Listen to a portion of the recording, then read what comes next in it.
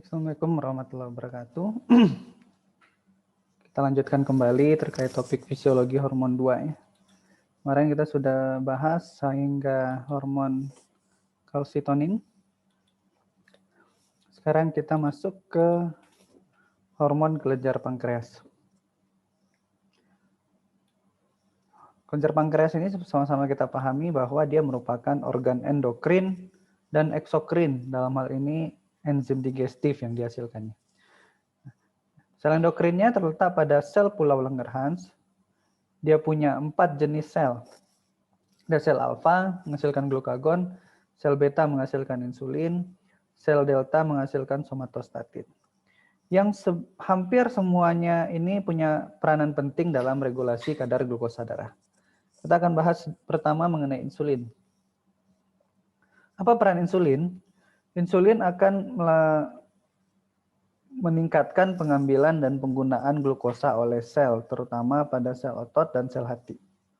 Yang akhirnya nanti ketika digunakan, diambil, akan mengakibatkan penurunan kadar glukosa darah melalui pemindahan glukosa ke dalam sel. Nantinya juga akan meningkatkan pembentukan glikogen pada otot terutama dan pada hati. Meningkatkan perubahan glukosa menjadi lemak pada jaringan adiposa. Jadi glukosa yang berlebih di dalam darah akan ditingkatkan jadi lemak yang kita sebut namanya lipogenesis. Kemudian menghambat mobilisasi dan oksidasi lemak, sehingga proses oksidasi asam lemak akan dikurangi, dan menstimulasi pengambilan asam amino oleh sel dan pembentukan protein. Di konsep utama adalah bagaimana glukosa ini digunakan sebagai sumber energi utama oleh tubuh. Itu adalah peran insulin. Nah, sama-sama kita lihat di sini adanya insulin akan mengakibatkan stimulasi uptake, metabolisme dan dari glukosa, asam amino, asam lemak, yang akhirnya ketika dia meningkat di sini akan menstimulasi sekresi dari insulin. Dia akan menarik substrat dari sirkulasi konsepnya. Kita bisa lihat di sini ketika terjadi peningkatan kadar glukosa darah di dalam sel, di dalam pembuluh darah, maka GLUT2 akan terbuka, masuk dia ke dalam sel. Di sel nanti di sini dia akan, ini terutama di pankreas ya, berubah menjadi ini, terjadi pembukaan katup ATP channel, yang akhirnya mengakibatkan depolarisasi dari kalsium channel, kalsium meningkat, vesikel-vesikel insulin yang sudah ada di dalam pulau Langerhans akan mengeluarkan insulin. Ini bagaimana proses pengeluaran insulin. Nah, yang perlu dipahami, insulin itu ada 2 konsep pengeluaran. Pengeluaran awal, bifasik deh, dan pengeluaran lanjutnya. Pengeluaran awal merupakan pengeluaran atas insulin yang sudah diproduksi sebelumnya. Di vesikel insulin yang sudah diproduksi ini akan dilepaskan, makanya kadarnya akan sangat cepat tingginya. Dan kemudian akan mengalami penurunan karena insulin baru akan diproduksi. Kemudian insulinnya akan meningkat lebih lanjut lagi ketika terjadi peningkatan kadar gula darah. Dan kalau kita lihat pada grafik ini, semakin tinggi kadar gula darah, maka semakin tinggi insulin yang disekresikan. Tapi dia punya batas tertentu ya. Pada batas tertentu ini insulin yang disekresikan tidak bisa lebih tinggi lagi. Ya, ini nanti akan mengakibatkan gangguan pada kadar gula darah. Nah, kalau kita lihat pada tabel ini ada beberapa hal yang meningkatkan atau menurunkan sekresi insulin. Hal-hal yang meningkatkan sekresi insulin, peningkatan substrat, glukosa, asam amino, dan asam lemak bebas, adanya hormon-hormon gastrointestinal yang menandakan bahwa orang makan, gastrin, kolesistokinin, dan sebagainya itu akan melepaskan insulin. Ada glukagon, growth hormone, dan kortisol. Artinya ada hormon tersebut dia butuh dilawan dengan pengeluaran insulin. Stimulasi parasimpatis, stimulasi beta adrenergik, suatu keadaan resistensi insulin di mana kadar insulinnya tidak bisa masuk ke dalam sel, tidak bisa meningkatkan glukosa masuk ke dalam sel, kita sebut insulin resisten, suatu keadaan obesitas, dan penggunaan obat-obatan. Dan ada beberapa hal yang menurunkan sekresi insulin, dalam hal ini penurunan kadar glukosa darah, puasa, somatostatin sendiri, aktivitas alfa adrenergic dan leptin. Ini yang saya contohkan tadi di gambaran bifasiknya ya. Ada naik yang pertama cepat merupakan dari hasil yang insulin sudah diproduksi sebelumnya, kemudian penghambatan sekresi, dan kemudian naik perlahan akibat produksi insulin baru. Nah, yang perlu kita pahami, tadi salah satu faktor yang meningkatkan sekresi insulin adalah pengeluaran enzim-enzim dari gastrointestinal. Nah, ini menjadi dasar juga di mana peningkatan insulin plasma itu akan lebih tinggi pada pemberian glukosa oral dibandingkan dengan intravena. Karena akan ada peningkatan hormon gastrointestinal tadi. Yang dia didorong oleh yang kita sebut namanya gastrointestinal peptide atau glucagon-like peptide ini, polipeptide. Sehingga inilah yang menjadi dasar nanti ada salah satu pengobatan terhadap diabetes ya, kita bisa atur di sini. Peningkatan kadar insulin ini akan dihambat oleh adanya somatostatin. Nah, berikutnya glukagon. Kalau kita sebut ini adalah hormon kontrainsulin karena kerjanya berlawanan. Tapi ada satu kerja yang dia sinergis, ya. Nanti akan kita lihat. Apa yang merangsangnya? Dirangsang oleh suatu keadaan hipoglikemia, pelepasan arginin dan lisin, kemudian keadaan olahraga lama, parasimpatis, stimulasi parasimpatis, stres fisik ya, yang akan mengakibatkan terjadinya hipoglikemi juga. Dan dia akan dihambat oleh adanya insulin, adanya yang menandakan kalau ada insulin berarti kadar gula darah tinggi. Kemudian adanya somatostatin, adanya glukosa, dan adanya free fatty acid. Nah, apa perannya? Efeknya berlawanan dengan insulin untuk kadar glukosa dan free fatty acid plasma. Pada glukosa dia akan mendorong terjadinya glikogenolisis, sementara pada insulin itu perannya mendorong glikogenesis. Kemudian juga mendorong gluconeogenesis, menghambat proses glikogenesis dan glikolisis. Dan juga dia akan meningkatkan kadar substrat, meningkatkan kadar free fatty acid plasma dengan mengaktifkan lipase, memobilisasi dan oksidasi lemak yang dengan menghambat pembentukan trigliserida. Peningkatan glukosa darah akan menghambat sekresi glukagon yang berbeda dengan insulin ya, sebaliknya. Tapi yang dia sinergis, peningkatan asam amino darah akan menstimulasi sekresi glukagon yang sinergis dengan insulin, maaf. Ini menandakan bahwa dia sama peranannya dengan insulin dalam hal asam amino. Dan suatu keadaan latihan di mana yang akan memicu suatu keadaan stres fisik hipoglikemi akan menstimulasi sekresi dari glukagon. Berikutnya ada hormon kelenjar adrenal terletak di atas ginjal. Ada dua kelompok hormon, ada kelompok hormon medula adrenal dan kelompok hormon korteks adrenal. Kelompok hormon medula adrenal adalah hormon katekolamin, norepinefrin dan epinefrin. Sementara yang korteks adrenal adalah kita bagi menjadi 3 zona. Ada zona glomerulosa yang akan menghasilkan paling banyak adalah mineralokortikoid. Hormon paling seringnya adalah aldosteron. Zona fasciculata yang akan menghasilkan kelompok hormon glukokortikoid. Paling banyak adalah kortisol dan kortikosteron. Dan zona reticularis yang akan menghasilkan kelompok hormon seks, baik itu androstenedion ataupun testosteron. Nah, kita bahas satu persatu dari kelompok hormon glukokortikoid. Apa perannya? Ini kita sebut hormon yang dihasilkannya kortisol paling banyak tadi.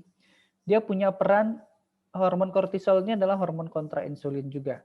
Sehingga efeknya terhadap metabolisme karbohidrat dan asam lemak itu akan berlawanan sekali dengan insulin. Dia akan menstimulasi gluconeogenesis dengan mobilisasi asam amino dari jaringan ekstrahepatal, mengurangi pemakaian glukosa oleh sel, dengan menghambat respons sel terhadap insulin. Jadi adanya hormon kortisol ini, efek insulinnya akan berkurang. Dan akhirnya meningkatkan konsentrasi gula darah. Karena konsepnya kortisol adalah hormon stres, di mana tubuh itu membutuhkan kadar gula darah dalam keadaan stres, maka dia akan meningkatkan konsentrasi gula tersebut. Pada asam amino, dia akan memobilisasi asam amino, dan mengurangi simpanan protein jaringan, juga berlawanan terhadap insulin. akan menurunkan sintesis protein pada sel tubuh dan akibatnya menurunkan fungsi imun terutama pada sistem limfoid. Pada jaringan lemak pun juga berlawanan dengan insulin. Dia akan mengakibatkan mobilisasi asam lemak dari jaringan adiposa yang akan meningkatkan konsentrasi asam lemak bebas. Dan akhirnya dia akan menggunakan asam lemak itu untuk menghasilkan energi, terutama pada sel hati. Selain dari metabolisme nutrisi, dia juga punya peranan dalam efeknya dalam cairan dan elektrolit.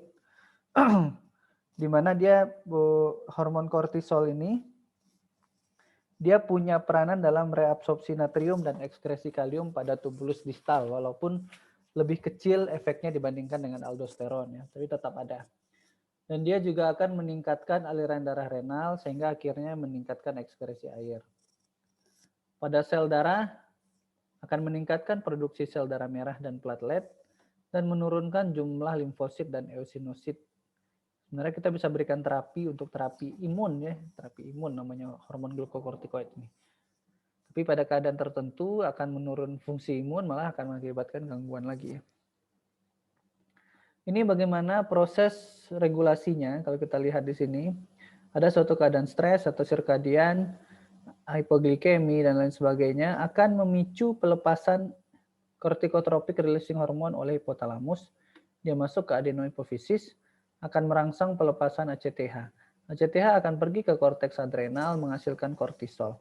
Kortisol dan ACTH itu sendiri akan menjadi umpan balik negatif bagi hipotalamus untuk tidak memproduksi kortikotropin releasing hormone.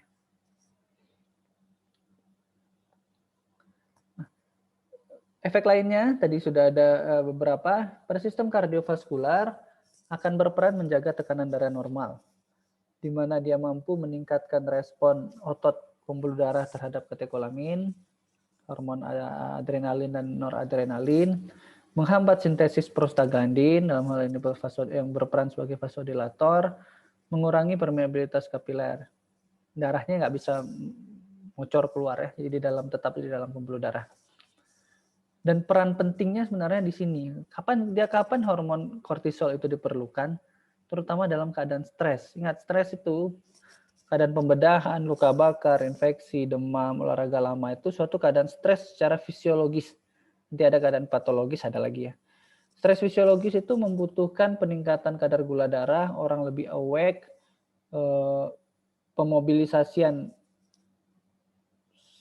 pasukan tubuh untuk melawan kondisinya, sehingga dia akan meningkatkan hormon stres ini. Makanya dia akan mengakibatkan terjadinya mobilisasi dari banyak hal pada keadaan stres. Nanti mungkin kalian pelajari secara spesifik terkait fisiologi keadaan stres ini.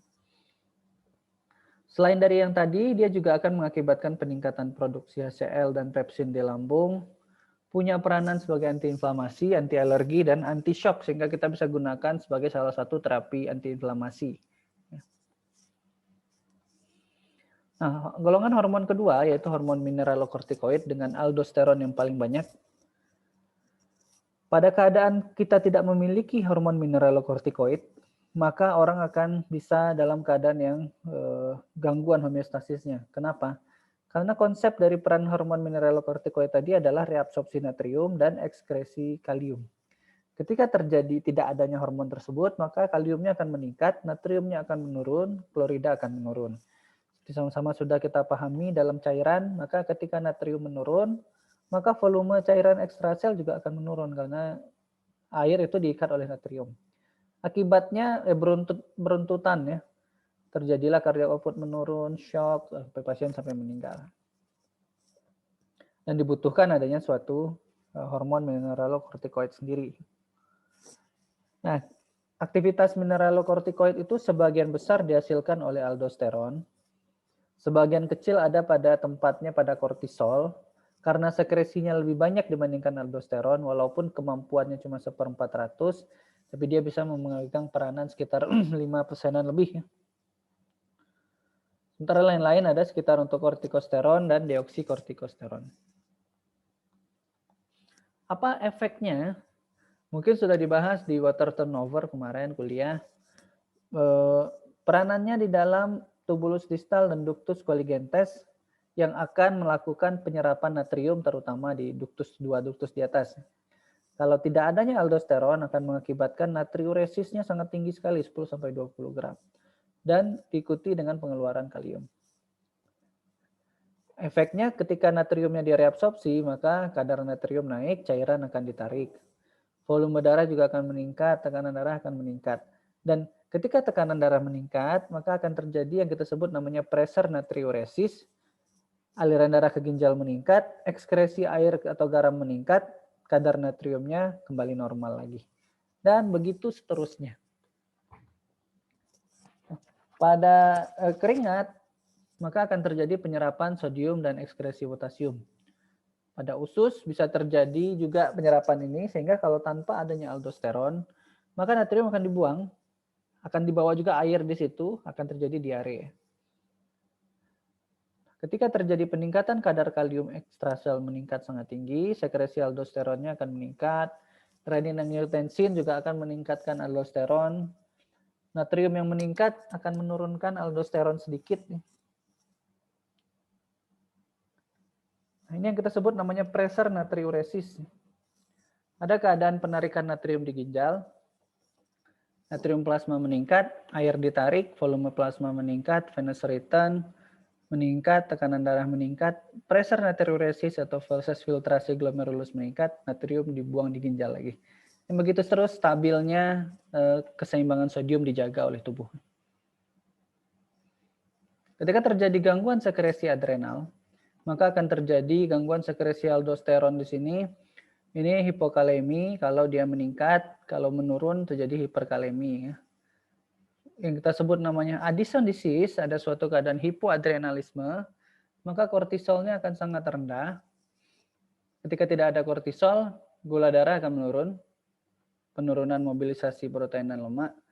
Keadaan stres dan infeksi tidak akan bisa diatasi, karena tidak ada mobilisasi zat-zat yang dibutuhkan tubuh pada keadaan tersebut, adanya pigmentasi. Sementara pada keadaan aldosteron tadi sudah kita sebutkan, hiponatremi, volume plasma menurun, dan sebagainya. Nah, ini ada keadaan hiperadrenalisme atau Cushing syndrome. Nanti silakan kalian pelajari di blog. Endokrin ya, gangguan endokrin ketika terjadi kortisol meningkat dan aldosteronisme primer. Saya tidak bahas secara detail di sini. Nah, berikutnya ada hormon gonadotropin, ada hormon luteinizing hormone, dan follicle stimulating hormone. Ini dihasilkan oleh adenohipofisis atas rangsangan gonadotropin releasing hormone dari hipotalamus. Hormon ini punya peranan dalam pengaturan pubertas dan sekresi gonad, yang dia akan dipengaruhi oleh panca indera terutama ya. Ketika orang melihat suatu rangsangan yang merangsang secara seksual, membaui suatu rangsangan yang merangsang secara seksual, maka akan dikeluarkanlah hormon-hormon ini. Sementara pada keadaan stres, maka CRH-nya akan meningkat, pelepasan gonadotropinnya akan menurun. Endorfinnya juga mengganggu ya. Nah, kapan dilepaskan gonadotropin ini? Dilepaskan ketika pada fase awal pubertas di mana terjadi peningkatan luteinizing hormone releasing hormone atau gonadotropin releasing hormone. Pada pria dan wanita sama pelepasannya. Tapi pada dewasa, pada wanita itu akan mengalami siklus yang nanti akan mengatur siklus menstruasi ya. Variabilitas dari hormon-hormon ini akan mengakibatkan terjadinya siklus menstruasi. Pulsasi, maksudnya pulsasi itu pelepasannya secara pulsatil. Sudah. Dia akan dilepaskan selama 15 menit, setiap 1-4 jam pada wanita. Sehingga variasinya banyak, kadarnya kadang tinggi, kadang turun, kadang tinggi, kadang turun. Itu nanti yang akan mengatur siklus menstruasi. Sementara pada pria itu akan dilepaskan 8-10 kali per hari tiap 2-3 jam. Bagaimana pengontrolan sekresi? Luteinizing hormone, releasing hormone, dan luteinizing hormone akan dihambat oleh testosteron, estradiol, dan progesteron kronis, ya, prolaktin.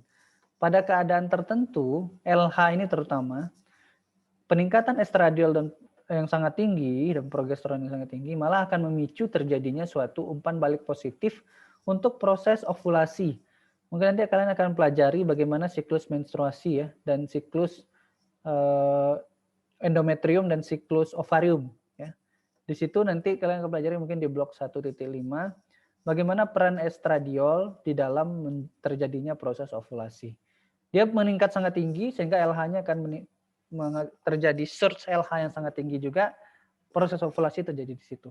Inilah salah satu contoh peran umpan balik positif ya dalam hal ovulasi. FSH FSH akan dihambat oleh testosteron, estradiol dan inhibin dan dirangsang oleh aktifin. Ini kita bisa lihat di sini ada hipotalamus melepaskan gonadotropin releasing hormone, pergi ke adenohipofisis akan melepaskan gonadotropin, FSH dan LH. FSH dan LH pergi ke kelenjar gonad mengeluarkan testosteron ataupun estradiol. Testosteron pergi ke adenohipofisis, ke hipotalamus sebagai umpan balik negatif. Kemudian gonad juga mengeluarkan aktifin dan inhibin. Aktifin bisa menjadi umpan balik positif terhadap adenohipofisis melepaskan FSH dan LH berikutnya. Inhibin akan menghambat hipotalamus dan adenohipofisis untuk melepaskan GnRH ataupun gonadotropin sendiri. Dia ada beberapa hormon, seks tadi ada hormon androgen, yang dia punya peranan dalam produksi sel interstisium testis. Dalam hal ini testosteron, dihidrotestosteron, dan testosteron. Androgen ini sebenarnya dihasilkan juga oleh wanita melalui ovariumnya, ya, atau kelenjar adrenalnya, tapi dalam jumlah yang sedikit. Tapi sama-sama tetap punya peranan. Efeknya nanti ada.